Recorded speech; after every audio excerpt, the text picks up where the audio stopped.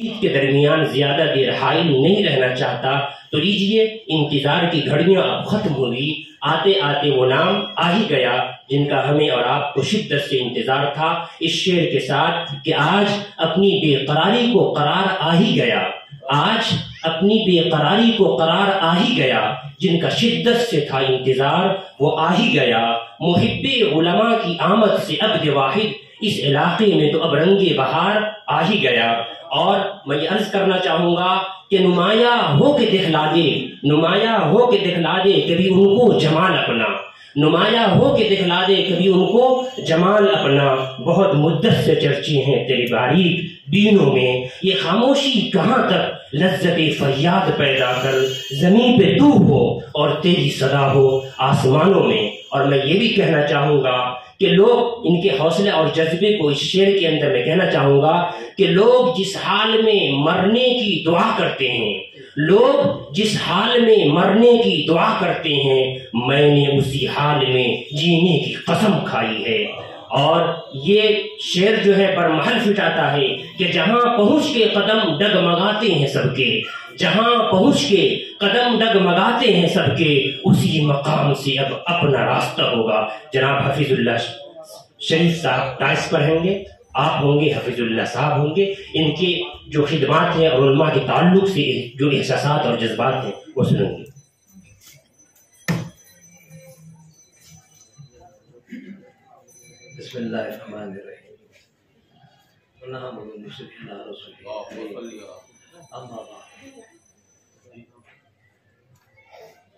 सुब्हानक ला इल्म लना इल्ला मा अल्लमतना इन्नका अंतल अलीमुल हकीम।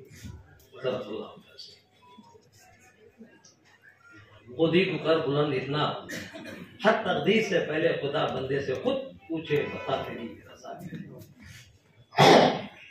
सामईन कराम, हजरत उलमा, मेरे उलमा लेस पे बैठे हुए खुसूसी मेहमान, उलमाए दीन, आला तरीन शख्सियत, सबका नाम बारी बारी नहीं ले सकता क्योंकि वक्त का तकाजा है और गले में भी मुझे कुछ खराशी है, इसलिए कि मैं सफ़र करते करते सुबह 4 बजे एयरपोर्ट पहुंचा, फिर उसके बाद फ्लाइट फाक की वजह से 1 घंटा डिले हो गई, पहुंचते पहुंचते यहाँ पर भी 1 आधा घंटा देर हो गया, माजरत चाहता हूँ। बारकैफ यहाँ मैं सिर्फ आपके बीच में एक मुसल्ली बन के आया हूँ, ना तो मैं आलिम हूँ, ना तो आलिम दीन हूँ, सिर्फ आपकी मोहब्बत में आपका एक मुसल्ली बन के आपकी खिदमत में छोटा सा एक नजराना लेके आया हूँ। ये बात सच है कि हम हजरत उलमा जो मेंबर रसूल कहलाते हैं, इमाम कहलाते हैं, बेशक उनके ताबे हम नमाज जरूर पढ़ते हैं, बगैर इमाम के हमारी नमाज पूरी नहीं होती, इसलिए कि वो इमाम है जो किसी के ताबे नहीं होता। हम अलबत्ता इमाम के ताबे हम खड़ के नमाज पढ़ते हैं। मैं ये देखना चाहता हूँ, फजीलत उलमा यहाँ पर बयान करते हैं, वो तो ही फजीलत वाले, वो अंबिया के वारिस हैं। मेरा कहने का मतलब क्या है कि ए अल्लाह, तेरे बारगाह में मैं सजदा जरूर करता हूँ, ए अल्लाह तेरे बारगाह में मैं सजदा जरूर करता हूँ, लेकिन मेरे इमाम की ताबे, जब तक तेरे बारगाह से सजदे से सर ना उठाऊं तब तक मेरा इमाम अल्लाह अकबर ना कहता। ए बारी ताला, तेरी ऐसी रहमत की अजमत की कौन सा राज छुपा रखा है, तू अपने इमामों से राजी है। जब तक मेरा इमाम अल्लाह अकबर नहीं कहता, मैं तेरे बारगाह से सजदे से सर कैसा। ये फजीलत है मेरे उलमाए दीन की। आपने चुने हुए अल्लाह की तरफ से प्यारे आका के मेहमान रसूल हैं, बड़े बड़े उलमाए दीन बैठे हैं, उनके सामने मैं क्या बोलूं, उनसे सीखा हो। जनाब को जो है एक सूरज को चिराग दिखाने के बराबर होता है। लेकिन मेरी सोबत मेरे उलमाए दीन के साथ उठना बैठना वो मुझे रास्ते पे लेकर आया। मैंने उलमाए दीन की फजीलत कब जाना, वो खाका पीना चाहता हूँ। पेंडेमिक की हालत थी, लोग परेशान थे, कौन सोएगा कौन उठेगा, रात में जो सोया सुबह को उठ नहीं पाएगा। हमारे घरों में भी कहीं मैयतें हुए, कहीं पेंडेमिक की वजह से, कोविड की वजह से मर गए। कोई लाशों को उठाने वाला नहीं था, कोई अल्लाह ना रसूल कलमा ना गुसूल, कोई गुसूल तक देने वाला नहीं था, इसलिए कि वैसी बीमारी वैसी वबा छा गई।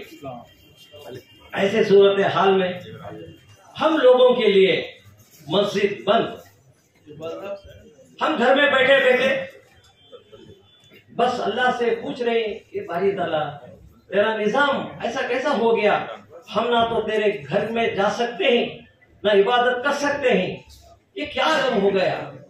यहाँ तक कि रमजान जो अल्लाह का बरकत महीना तरावी तक नसीब नहीं हुई, वो माहौल था। ऐसे वक्त में मैंने सोचा ये क्या हमसे खत्म हो गई। बाद में मैंने देखा कि आप उलमाए दीन के हक में अल्लाह का घर खुला है, इमाम और मौज़िन के लिए मस्जिद का दरवाजा खुला है, मुसल्ली के लिए चाहे उस वक्त का कोई शहंशाह क्यों ना हो उसके लिए मस्जिद को ताला दिया। जब बात समझ में आई कि बारी ताला तूने तेरे उलमा को, तेरे इमामों को तो पसंद करता है, इसलिए तेरा घर का दरवाजा खुला रखा है। हम मुसल्ली दर हकीकत उनको पहचानते नहीं, उनकी नाकदरी करने की वजह से ये सजा हमें दिया है। ये बात मुझे समझ में आई, कुर्बान जाओ मेरे उलमाओं को। उन्होंने एक मशवरा किया कि जो कोविड कैसे मरता है वो शहीदी मर्तबा कहलाता है।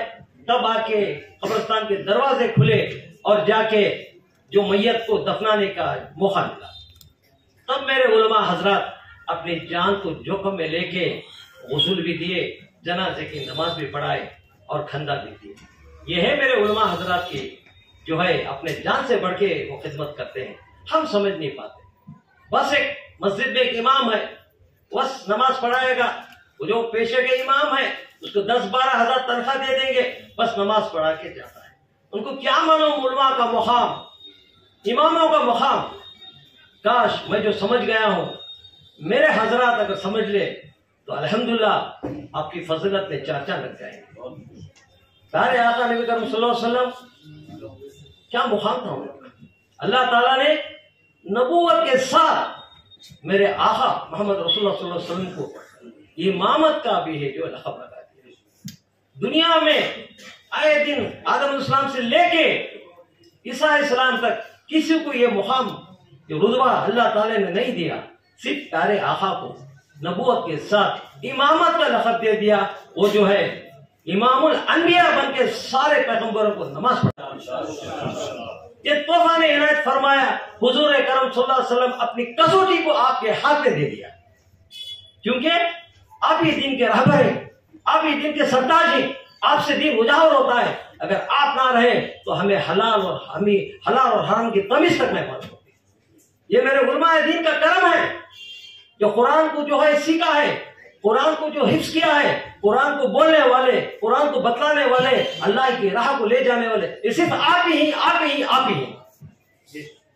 जमीन है। आपसे बढ़ के किसी का मुकाम ना होगा, क्योंकि आप जो है मुसल्ले के मालिक हैं। आपके ताबे कोई नहीं रहेगा, अलबत्ता हम आपके ताबे रहेंगे।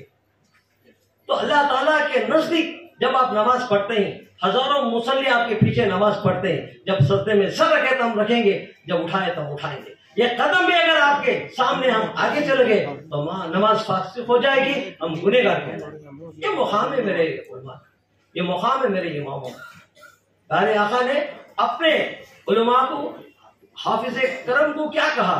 मेहमान रसूल। और बारी ताला उसके घर को बुलाने के लिए वो मेरा मेहमान कहता है। जब भी आप मुसल्ले में खड़ के नमाज पढ़ेंगे तो अल्लाह से बातें करते रहे। जब आप कुरान खोलेंगे अल्लाह ताला आपसे बातें करता है। ये मुकाम है आपका। यह मुसल्ली समझना चाहिए कि उलमा क्या है, पेशे के इमाम नहीं। उन्हें हमारे हक में दुआ मांगते हैं, हमारी बरकत के लिए, फजीलत के लिए उम्र दराजी के लिए, कारोबार के तरक्की के लिए, बच्चों के लिए, बच्चों की शादी के लिए, क्या कुछ नहीं मांगते हमारे लिए। क्या हम मुसल्ली आज तक हमारे इमाम के लिए दो हाथ उठाए दुआ की? बताइए आप सब।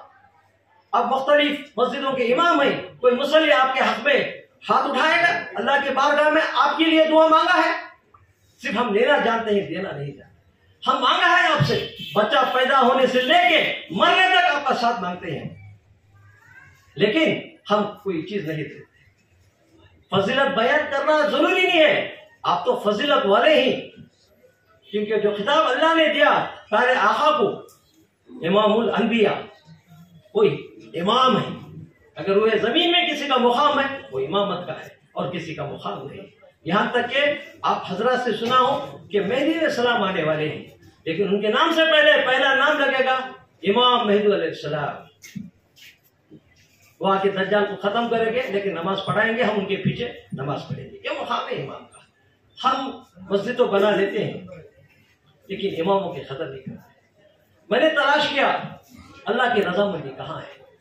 मैंने मेरे वालिद के नाम से एक मस्जिद बनाई, तो मुझे ऐसा लगा अरे चलाना तो सीखो, मस्जिद तो बना ले, लेकिन इसको कैसा चलाते। फिर उसके बाद मैंने मदरसे चलाई, कई यतीम खाने चलाए, कई भूखों को खाना खिलाया, गरीबों को राशन बांटा, लेकिन ये सवाब की हद तक हो गया। लेकिन अल्लाह की रजा कहाँ है? मैंने मेरी सारी जिंदगी 40 पर 8 साल सियासत में गुजारा। मैं खुद MP इलेक्शन लड़ा और जो है कारोबारी एतबार से ताजिर भी बना। आधी से ज्यादा दुनिया मैंने फिरा। जब पेंडेमिक में अल्लाह ताला ने मुझे रास्ता बताया कि अल्लाह तेरी रजा किसमें है, मुझे तो अल्लाह के करम है, मुझे मेरे उलमाए दीन की सोबत थी। मैं सोचा ये मेरे उलमा, उनके पीछे हम नमाज पढ़ते हैं, वो उनका रुख, उनका मुंह काबे की तरफ करते हैं। उन्हें तो काबा देखे ही तो तस्वुर में भी नहीं देखे। कोई उलमा मेरे 10 साल 20 साल 30 साल और कोलार में 35 साल से उनको मैंने उम्रा को जो है सफर उम्रा को भेजा, वो अल्लाह का फजल है। 30 साल तक वो आंखों में तमन्ना लेके बैठे रहते हैं, कभी उनको अल्लाह के घर की दीदार ना नसीब होते, ना से आका का रोज़ अक़दस पे हाजिर। तो मैंने सोचा कि अल्लाह तो जो है इमामों से राजी है, उलमा से राजी है।